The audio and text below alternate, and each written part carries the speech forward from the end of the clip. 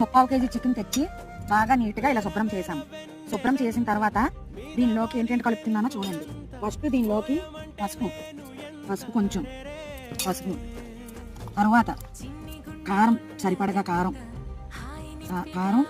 దీనికి సరిపడగా కారం, మన పచ్చిమిర్చి, సాల్ట్ కొంచెం, సాల్ట్ రుచికి తగినంత సాల్ట్, అల్లం వెల్లుల్లి పేస్ట్ అది కూడా బాగా కలవాలి.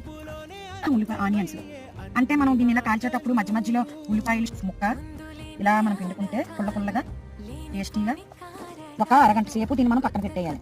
చికెన్ అంతా దీనిలో వేయాలి. కొంచెంగా తీసి చూడండి ఇందులో వేసుకోవాలి. కొంచెం ఇలా క్లోజ్ చేసుకుంటే బయటకు రాదన్నమాట. స్మెల్ పడుతుంది. చికెన్ కాలుస్తున్నాము. ఈ కర్రలన్నీ తొయ్యు ఇంకా